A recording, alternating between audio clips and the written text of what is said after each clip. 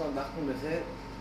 امروز یکی از مشکلات زیادی که این سرویس کارا دارن بابت تعویض کمپرسور کولر یا مثلا مورد تست کردنش و ندونستن سرای کمپرسور کولر که چی هستش و ما میخوایم یه روشی بگیم خیلی ساده و روون که بتونن اینا استفاده کنن. یعنی امروز بحثمون کلا اینه، تو 2 دقیقه این کار این روش یعنی این مشکل حل شدنیه.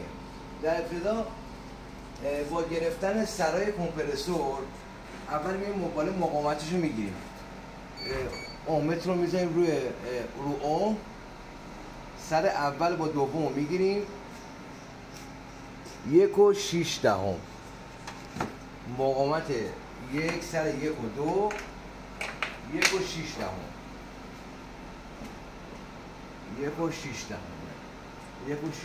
اوم.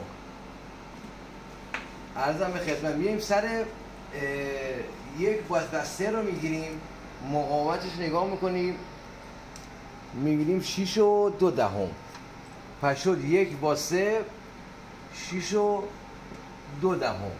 میایم مقاومت 2/3 رو میگیریم، مقاومت 2/3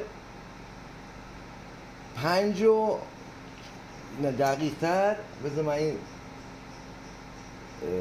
4.5. حالا در اینجا کمترین اوما رو نگاه میکنیم 1.6 و 4.5 از 3 تا اومی که گرفتیم کمترین اوم 4.5 و 1.6. نگاه میکنیم مشترک این 2 تا اوم گرفتیم چه شماره ایه؟ میبینیم شماره 2 مشترکشه، یعنی مشترک این 2 تاست، پس فازمون میاد به شماره 2 میخوره، فازمون به شماره 2 میخوره. میایم نگاه میکنیم کمترین اوم رو کدومه؟ رو شماره 1 اون میشه رانینگ یا همون اصلی موتور، رو کمترین اومه. 3 اونم که 4.5 اومه میشه استاردمون، پس به عبارت این میشه استارت. حالا ما میایم یه برق به فاز میدیم، یه دونه خازن، یه خازن هم اینجا میکشم، یه سر خازن رو به شماره 3 میدیم، اون سرش هم به رانینگ میدیم، همون رنینگ میدیم یا اصلی موتور میدیم، و یه برق هم میشه که اینجا فاز نول هم میشه شماره 1 مون. حالا میایم تست میکنیم رو کار، میایم رو کار تست میکنیم. این 2 سر خازن شماره 1 مون، خازنمون میشه شماره 1 و شماره 3 که گرفتیم. بعد از طرفی دیگه فاز اصلیمون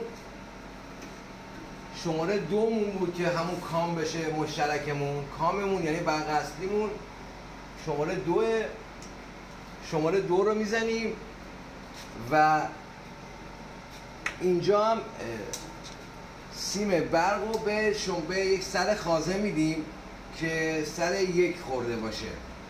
سیم 1 مون این قسمته، یه دونه برق هم به این قسمت میدیم. حالا میایم موتور رو تست میکنیم.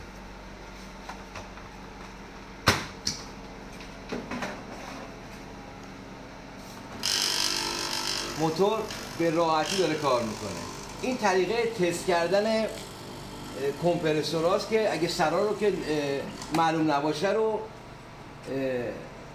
به این روش رو اومگیری میتونیم سرا رو پیدا بکنیم. سپاسگزارم با کامنت گذاشتنتون و لایک کردنتون ما رو حمایت کنید.